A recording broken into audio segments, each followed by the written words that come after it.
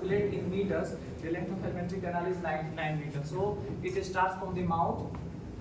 The part of alimentary canal is mouth. After mouth is pharynx. The extents of pharynx, esophagus. After esophagus, esophagus opens into stomach.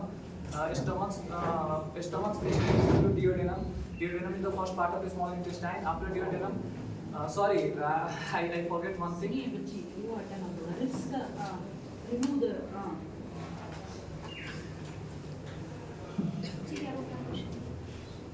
Esophagus actually contain two sphincters, the upper esophageal sphincters and the lower esophageal sphincters.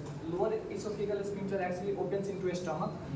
After stomach extends into duodenum. Duodenum is actually the first part of the small intestine. After duodenum, duodenum extends into pyloric sphincter. Sorry, yes. Esophagus, this is liver, this is stomach. This is the duodenum, first part of the small intestine. Actually, duodenum is the starts, is the part where actually small intestine starts. After duodenum, duodenum extends into a small intestine. Small intestine. This is the large intestine, part of large intestine. This is the small intestine. This is the last part of our alimentary canal, rectum and anus. So I will be defining the functions of each and every part of the alimentary canal. First is mouth. So the functions of mouth is what? Mouth contains several multiple types of salivary glands, including parotid gland, submandibular gland, and sublingual gland. तीन प्रकार के इसमें glands होते हैं: parotid, submandibular, and sublingual glands. Parotid gland is usually the longest salivary glands in human body, which actually release saliva through parotid duct into the mouth, which actually helps in deglutition or swallowing and helps in digestion. The second is parotid glands, which actually located in the beneath the oral diaphragm, and parotid glands helps in the immune system and inflammatory response. The third one is submandibular gland. Submandibular gland is actually the smallest of all the three glands and most diffuse of all the glands. Submandibular glands aid in swallowing and digestion. Three glands. After that, the functions. I will be defining the functions of mouth. Functions of mouth and pharynx. Both combining functions of mouth and pharynx. Pharynx has a dual function, as we all know. We have studied the respiratory system that functions has dual functions to perform. Pharynx के पास दो functions होते हैं, respiratory में भी aid करता है और digestive में भी. So mouth का क्या function है? Formation of bolus and swallowing deglutition. The two prime functions of mouth and including pharynx is deglutition and formation. First, in formation of bolus, the moment we eat, food is chewed in our mouth, around the mouth, with the help of our tongues and muscles of cheeks. After that, and the food is mixed with saliva in our mouth until it is mixed sufficiently to form a bolus. Bolus actually, the food we eat is a dry part. Actually dry part. When it gets mixed with saliva, salivary amylase, the food actually forms into a soft mass which is called bolus. Bolus. After that, second functions of mouth is deglutition. Bolus हो गया, मतलब खाना जब हम लोग खाएं तो वो जो सैलिवरी एमिलेज मिक्स होके बोलस में कन्वर्ट हो गया. बोलस के बाद स्वेलरिंग, उसको डिग्लिटिशन बोलते हैं. तो स्वेलरिंग जो होता है, खाना तो हम लोग खा लिए, तो सैलिवरी एमिलेज से मिलकर बोलस बन गया, उसको हम लोग स्वेलो करना है, यानी कि निकलना है. तो that actually occurs in 3 stage. Swallowing जो होता है 3 स्टेज में होता है. फर्स्ट स्टेज जो होता है स्वेलरिंग का, oral stage. Second is pharyngeal stage and third is oesophageal stage. First is oral stage. जो स्वेलरिंग होता है वो फर्स्ट में ओरल स्टेज में होता है. जब ओरल स्टेज में जब हम लोग खाना को मतलब जब चबाते हैं, तो जो हमारा मसल्स, चीक का मसल्स और टंग्स का जो मसल्स है वो प्रोपेल कर देता है बोलस को फैरिंक्स में, नीचे फैरिंक्स में प्रोपेल कर देता है. When the bolus x tends into pharynx, pharynx actually propels the bolus into down into oesophagus. जब फैरिंक्स में खाना गया तो जो बोलस है उसको जो है फैरिंक्स क्या करता है, oesophagus which is also called full pipe में उसको नीचे कर देता है इसोफेगस में.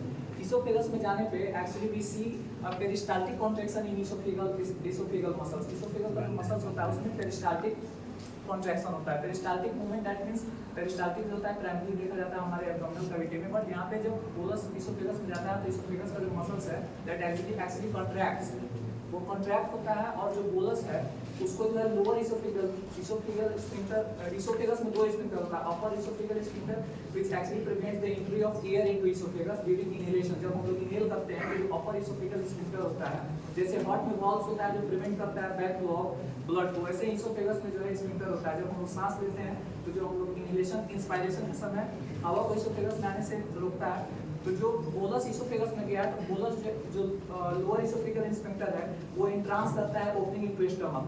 अब इसोफेगस कंटिन्यूएशन होता है इसोफेगस का मतलब स्टमक में देन स्मॉल इंटेस्टाइन में। तो जो है लोअर इसोफेगल स्फिंक्टर जो है उसको इंट्रांस कर देता है स्टमक में, बोलस चला जाता है। तो फंक्शंस ऑफ माउथ और फेरिंग्स हो गया, इसोफेगस का भी फंक्शन हो गया।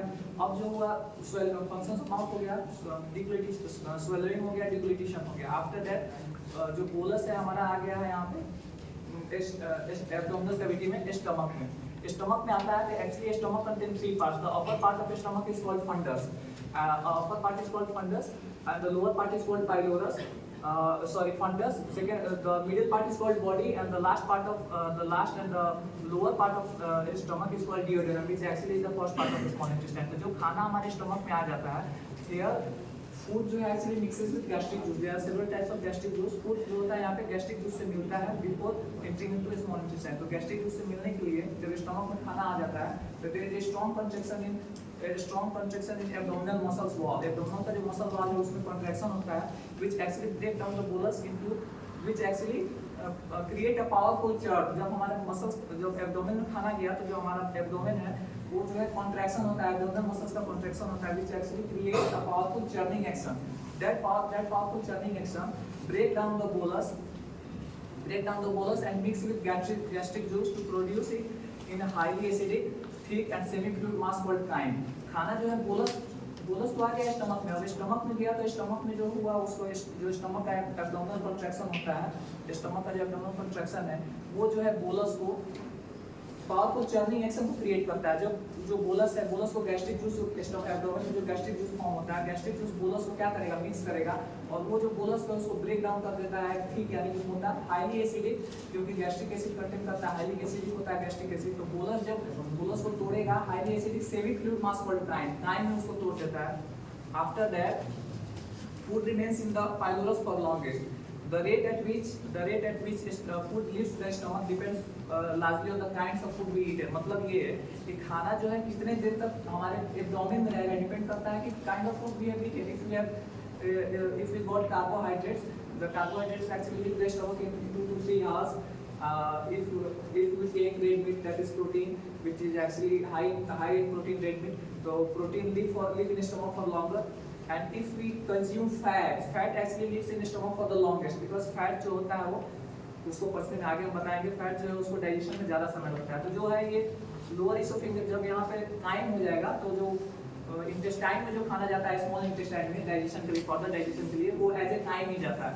उसके बाद जो है गैस्ट्रिक जूस का क्या क्या फंक्शन होता है। गैस्ट्रिक जूस जो होता है, गैस्ट्रिक जूस इंक्लूड करता है वाटर, मिनरल साल्ट्स, enzymes, जिसमें आता है hydrochloric acid, intrinsic factor. Intrinsic factor is actually a protein that is helpful for absorption between B12 in the terminal ileum। तो जो है इसमें गैस्ट्रिक जूस में वाटर होता है, मिनरल साल्ट्स होता है, एंजाइम्स में आ जाएगा hydrochloric acid, intrinsic factor, mucus भी होता है गैस्ट्रिक जूस में, म्यूकस होता है। और उसके बाद इसमें इनएक्टिव एंजाइम प्रिकर्सर्स होता है, ट्रिप्सिनोजेन। तो फंक्शंस ऑफ गैस्ट्रिक जूस बताएंगे कि गैस्ट्रिक जूस फर्दर बोलस को कैसे मिक्स करता है, डाइजेस्ट करता है for passage into small intestine. तो जो खाना बोलस में आ गया है तो गैस्ट्रिक जूस का क्या फंक्शन है, gastric juice consist of water. तो वाटर क्या करेगा, water further liquefies the food swallow, जो हम लोग खाना को स्वैलो किए हैं उसको लिक्विफाई करता है। उसके बाद जो हाइड्रोक्लोरिक एसिड है, हाइड्रोक्लोरिक एसिड जो है फूड को एसिडिफाई करता है, लिक्विफाई करता है एंड इनएक्टिवेट करता है सैलिवरी एमिलेज को। सैलिवरी एमिलेज जो था हमारा वो स्टमक तक जाता है, लेकिन stomach in presence of hydrochloric acid वो जो है वहाँ पे इनएक्टिवेट हो जाता है। तो हाइड्रोक्लोरिक एसिड जो हमारे खाना को एसिडिफाई करेगा, लिक्विफाई करेगा और जो है सैलिवरी एमिलेज को इनएक्टिवेट कर देता है। उसके बाद क्या है, इनएक्टिव एंजाइम ट्रिप्सिनोजेन जो होता है, पैंक्रियाटिक जूस होता है, वो ट्रिप्सिनोजेन इनएक्टिव एंजाइम प्रिकर्सर्स होता है। ट्रिप्सिनोजेन जो क्या है, प्रोटीन बेस्ड पॉलीपेप्टाइड्स मॉलिक्यूल में ब्रेक डाउन करता है। उसके बाद म्यूकस भी होता है, जो हमारा एब्डोमिनल कैविटी में जो गैस्ट्रिक जूस होता है उसके अंदर म्यूकस भी होता है। तो म्यूकस एक्चुअली, म्यूकस का क्या हेल्थ है बाकी सब तो हमने बता दिया। म्यूकस का जो हेल्थ है, mucus prevents abdominal wall from injury of mechanical injury by lubricating the contents. तो म्यूकस का तो हमको सबको मालूम है कि म्यूकस का क्या काम होता है, किसी भी कंटेंट्स को लुब्रिकेट करता है, मतलब कि फ्रिक्शन से बचाता है, उसको मॉइस्ट करता है। तो एब्डोमिनल वॉल को इंजरी से बचाता है म्यूकस, कंटेंट्स को लुब्रिकेट करके। and mucus also act as a chemical barrier by acting as also prevent stomach wall from chemical injury by acting as a chemical barrier between the gastric mucosa and highly corrosive gastric juice. तो mucus जो हमें chemical injury से भी prevent करता है, chemical injury से भी prevent करता है by acting as a chemical barrier के रूप में gastric mucosa और highly corrosive gastric juice से. तो जो gastric juice सारा फंक्शन कर दिया, बोलस जो है fully acidified के काइम में आ जाता है.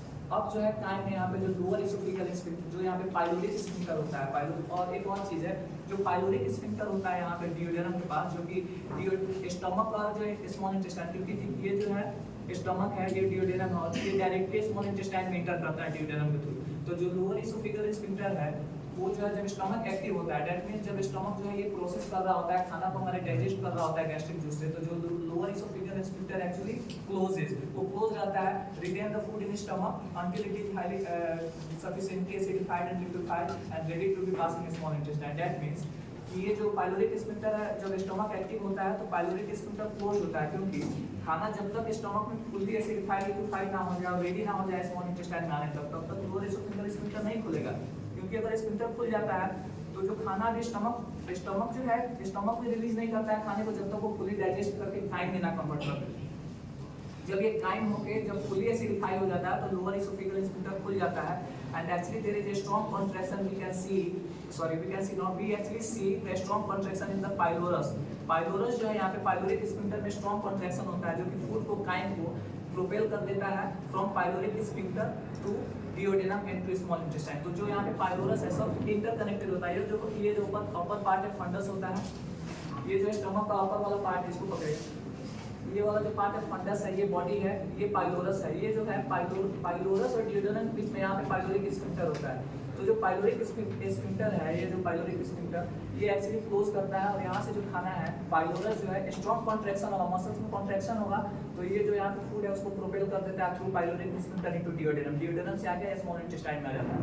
अब जो है स्मॉल इंटेस्टाइन में, तो first I would like to tell something about small intestine. Small intestine जो है एक्चुअली स्टार्ट होता है continue with stomach and pyloric sphincter. तो स्टमक जो है स्मॉल इंटेस्टाइन जो है स्टमक से कंटिन्यू होता है पाइलोरिक स्फिंक्टर पे 6 मीटर लॉन्ग होता है और लार्ज इंटेस्टाइन को ज्वाइन करता है. ये वाला जो पार्ट है ये लार्ज इंटेस्टाइन और ये वाला पार्ट है सीकम है. स्मॉल इंटेस्टाइन जो है लार्ज इंटेस्टाइन से सीकम से कनेक्टेड होता है. तो स्मॉल इंटेस्टाइन जो है इसका फंक्शंस क्या क्या होता है? स्मॉल इंटेस्टाइन का फंक्शन होता है chemical digestion of carbohydrates, proteins, fats in the enterocytes of the मिलाइटो. जो स्मॉल इंटेस्टाइन है केमिकल डाइजेशन करता है कार्बोहाइड्रेट्स का, फैट का, प्रोटीन्स का. Small intestine actually produces intestinal juice. Small intestine जो इंटेस्टाइनल जूस को प्रोड्यूस करता है. आफ्टर दैट स्मॉल इंटेस्टाइन जो इंटेस्टाइनल जूस को सीक्रेट करेगा. उसके बाद जो स्मॉल इंटेस्टाइन है केमिकल डाइजेशन ऑफ फूड का केमिकल डाइजेशन होगा. हाँ, one more important thing, small intestine releases two important hormone, that is secretin and cholecystokinin, which releases from the introendocrine cells in the villi. Small intestine के villi में इंट्रोएंडोक्राइन sales होता है, वहां से दो हार्मोन के स्मॉल इंटेस्टाइन दो hormone को रिलीज करता है जिसको सिक्रेटिन और पॉलीसिस्टोकाइनिन बोलते हैं. तो स्मॉल इंटेस्टाइन क्या करेगा? इंटेस्टाइनल जूस को सिक्रेट करेगा, सिक्रेटिन पॉलीसिस्टोकाइनिन को रिलीज करेगा, केमिकल डाइजेशन ऑफ कार्बोहाइड्रेट्स को रिलीज करेगा. उसके बाद जब खाना स्मॉल इंटेस्टाइन में आ जाता है तो यहाँ पे जो इंटेस्टाइनल जूस सिक्रेट होता है 1500 intestinal juice secreted daily in the glands of small intestine daily. वहाँ पे जो पीएच होता है स्मॉल इंटेस्टाइन का वो अराउंड 7.8 to 8 होता है, जो स्लाइटली अल्कलाइन होता है. इसमें high amounts of bicarbonate ion होता है जो कि न्यूट्रलाइज करता है गैस्ट्रिक एसिड को. इंटेस्टाइनल जूस हो गया. आफ्टर दैट लीवर, यहाँ पे ऑर्गन है जो बीस है, पैंक्रियाज होता है जो जब काइम ऑफ स्मॉल इंटेस्टाइन में आ गया तो इसका सिर्फ इंटेस्टाइनल जूस ही काइम को डाइजेस्ट नहीं करता है. पैंक्रियाज होता है, जो पैंक्रियाज का जो सिक्रेशन होता है पैंक्रियाटिक जूस. पैंक्रियाज के बारे में बता देते हैं. पैंक्रियाज जो है actually in appearance is a creamy white in appearance. Its weight is about around 60 grams, usually 12 to 15 centimeter in long, and pancreas is usually both have exocrine and endocrine gland. Exocrine in this way कि exocrine pancreas जो है exocrine gland इसलिए में है, endocrine इसलिए में है कि endocrine pancreas में जो है ducts में रिलीज नहीं करता है डायरेक्टली. endocrine pancreas जो है हार्मोन इंसुलिन और ग्लूकागोन को डायरेक्ट ब्लड में रिलीज करता है. exocrine pancreas जो है एंडोक्राइन तो हार्मोन को रिलीज करता है. एक्सोक्राइन पैंक्रियाज जो है वो पैंक्रियाटिक जूस और पैंक्रियाटिक एमिलेज को रिलीज करता है. तो पैंक्रियाज जो है पैंक्रियाज से जो पैंक्रियाटिक एमिलेज आता है, पैंक्रियाटिक जूस जो है 1500 millilitre pancreatic juice daily secrete होता है पैंक्रियाज से. Pancreatic juice consist of water, mineral salts. Pancreatic enzymes. Pancreatic enzymes included pancreatic amylase, pancreatic lipase, pancreatic nuclease. Pancreatic nuclease digests nucleic acid, DNA and RNA. And pancreas also secrete inactive enzymes precursors, that is trypsinogen and chymotrypsinogen. तो जो secretion होता है pancreas का वो तो exocrine pancreatic juice को secrete करता है, लेकिन जो स्टिमुलेट कहाँ से होता है पैंक्रियाज से, जो मतलब पैंक्रियाटिक जूस आ रहा है that actually stimulates from the secretin and polycystokinase hormone that produces inside the enteroendocrine cell. उसके बाद पैंक्रियाज से जो दो हार्मोन्स आते हैं पॉलीसिस्टोकाइनिन, स्मॉल इंटेस्टाइन में जो पॉलीसिस्टोकाइनिन और सेक्रेटिन होता है वही स्टिमुलेट करता है पैंक्रियाज के सिक्रीशन को। तो पैंक्रियाज में जो है वाटर होता है, मिनरल साल्ट्स होता है, कीमोट्रिप्सिनोजन ट्रिप्सिनोजन होता है। तो ट्रिप्सिनो यहाँ पे अब जब टाइम आ गया स्मॉल इंटेस्टाइन में, तो स्मॉल इंटेस्टाइन में यहाँ पे ब्रेक डाउन होता है, डाइजेशन ऑफ प्रोटीन होगा, जो प्रोटीन है उसका डाइजेशन अलग होता है, फैट का डाइजेशन अलग होता है, कार्बोहाइड्रेट का डाइजेशन अलग होता है। प्रोटीन जो है दो हार्मोन जो पैंक्रियाज से आता है ट्रिप्सिनोजन कीमोट्रिप्सिनोजन दोनों प्रोटीन को डाइजेस्ट करता है। और जो पैंक्रियाज से जो दो हार्मोन दो एंजाइम्स आते हैं कीमोट्रिप्सिनोजन और ट्रिप्सिनोजन, वो सिर्फ डिओडेनम में आके एक्टिव होते हैं, अदरवाइज वो अगर ऐसे एक्टिव होंगे तो पैंक्रियाज को भी डाइजेस्ट कर सकते हैं, इतने हाईली एसिडिक होते हैं। तो वो जो कीमोट्रिप्सिनोजन ट्रिप्सिनोजन होता है इनएक्टिव एंजाइम प्रिकर्सर्स होता है, जो कि माइक्रोबिलाई में एक एंजाइम पाया जाता है इंट्रोकाइनेज। इंट्रोकाइनेज को एक्टिव कर देता है, एक्टिव होने के बाद वो पेप्सिन और ट्रिप्सिन एंड कीमोट्रिप्सिन बन जाते हैं, जो फर्दर प्रोटीन को ब्रेक डाउन कर देते हैं tripeptide dipeptides and amino acid में। प्रोटीन जो है टूट के डाइपेप्टाइड ट्राइपेप्टाइड्स अमीनो एसिड में चला जाता है। उसके बाद कार्बोहाइड्रेट का ब्रेक डाउन होता है। कार्बोहाइड्रेट में जो है पैंक्रियाटिक एमिलेज जो है पॉलीसेक्राइड्स को ब्रेक डाउन कर देता है डाइसेक्राइड्स में। उसके बाद जो है सेलेब्री पैंक्रियाटिक एमिलेज जो है डाइसेक्राइड को कन्वर्ट कर देता है सुक्रोज, माल्टोज, लैक्टोज और मोनोसेक्राइड को ब्रेक डाउन कर देता है। फैट्स का एब्जॉर्प्शन कैसे होता है स्मॉल इंटेस्टाइन? तो फैट जो हम लोग खा रहे हैं, मान लीजिए कि हम लोग मटन खा रहे हैं, तो उसमें जो फैट होता है, जो उसका फैट वाला जो तो फैट अगर जाता है तो फैट जो स्मॉल इंटेस्टाइन में बहुत लार्ज पार्टिकल्स के रूप में एंटर करता है स्मॉल इंटेस्टाइन। तो पार्टिकल्स लार्ज होता है, उसका सरफेस एरिया बहुत कम होता है ताकि लाइपेज जो है फैट को डाइजेस्ट कर पाए। तो वहाँ पे क्या होता है डिओडेनम से जो है बाइल साल्ट आता है, जो कि जो फैट है उसको इमल्सिफाई कर देगा, यानी कि जो बड़ा फैट का जो ड्रॉपलेट है बड़ा होता है, सरफेस एरिया कम है लाइपेज को डाइजेस्ट करने में, तो जो बाइल आता है फैट को इमल्सिफाई कर देगा, लार्जर ड्रॉपलेट्स को स्मॉलर ड्रॉपलेट्स में कन्वर्ट कर देगा by breaking down into smaller droplets, and hence lipase gets the more surface area to digestion of fats.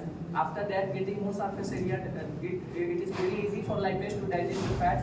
उसके बाद जो है lipase फैट को ब्रेक डाउन कर देता है आपको इसमें फैटी एसिड और ग्लिसरॉल में। जब ये सब ब्रेक डाउन हो जाएगा तो इसका जो एब्जॉर्प्शन होता है स्मॉल इंटेस्टाइन में एब्जॉर्प्शन हो जाएगा, न्यूट्रिएंट्स का एब्जॉर्प्शन होता है विलाई के थ्रू, जो हमारा एमिनो एसिड है और मोनोसेक्राइड है वो चला जाता है सोडियम कार्बोनेट के थ्रू ब्लड कैपिलरीज में। उसके बाद जो फैटी एसिड और ग्लिसरॉल है वो लैक्टियल्स में एब्जॉर्ब हो जाता है। लैक्टियल्स का लिम्फ कैपिलरी होता है जो कि लिम्फ से पास होकर तो ऐसे डक्ट में जाता है, फिर ब्लड कैपिलरी में चला जाता है। उसके बाद जो विटामिन B12 होता है वो स्टमक में इंट्रिंसिक फैक्टर से कंबाइन हो जाता है, which actually absorb in the terminal section of ileum in small intestine. Small intestine का सारा प्रोसेस हो गया। अब जो है स्मॉल इंटेस्टाइन का सीकम लास्ट प्रोसेस है। स्मॉल इंटेस्टाइन जो है यहाँ पे सीकम, ये जो है स्मॉल इंटेस्टाइन है, इलियोसिकल वाल्व होता है इसको, ये जो है पूरा लार्ज इंटेस्टाइन हो गया, ये स्मॉल इंटेस्टाइन। यहाँ this is the first part of large intestine, this is called caecum, this is called cecum, and this is the main four sections of large intestine. This is ascending colon, this is ascending colon, this is transverse colon. Transverse colon जो होता है hepatic flexure में होता है abdominal wall के नीचे। This is descending colon, descending colon के नीचे sigmoid colon होता है, sigmoid colon के बाद rectum होता है, rectum के बाद anus होता है। तो small intestine जो ज़्यादातर nutrients का absorption small intestine में हो जाता है। Almost 80 to 85% of nutrients actually absorbed in small intestine. Water also liquefies and digests in small intestine. A very small amount of water which actually do not absorb in small intestine that transported into small intestine for further absorption. जो water small intestine में थोड़ा सा जो नहीं absorb हो पाता है small intestine में आ जाता है, large intestine में आ जाता है। लार्ज इंटेस्टाइन का क्या क्या प्रोसेस है? लार्ज इंटेस्टाइन सीकम से एसेंडिंग कोलन के पास भेज देगा, एसेंडिंग कोलन डिसेंडिंग कोलन के पास ट्रांसवर्स कोलन के पास भेजता है। ट्रांसवर्स कोलन जो आता है यहाँ पे डिसेंडिंग कोलन जो हमारा स्टूल होता है, एक्चुअली जो वेस्ट मटेरियल है वो डिसेंडिंग कोलन में वहाँ पे स्टोर होता है। आफ्टर दैट डिसेंडिंग कोलन का जो मसल से कॉन्ट्रैक्ट करके सिग्मोइड कोलन के पास भेजता है, सिग्मोइड कोलन के पास मास मूवमेंट होता है। देन वहाँ पे रेक्टम जो होता है वो last part of large intestine होता है, डायलेटेड रीजन होता है, that is actually 15 centimetre long, and this is the last part of our alimentary canal, that is called anus, and through anus the waste product is as a form of stool in form of stolcobilinium. So it's tropophilia. So I started from the mouth to anus. I have explained all the parts of alimentary canal from mouth to esophagus, abdominal, lower esophageal sphincter, upper esophageal sphincter, lower pyloric sphincter, small intestine, large intestine, and rectum and anus. So that's all from myself. Thank you all.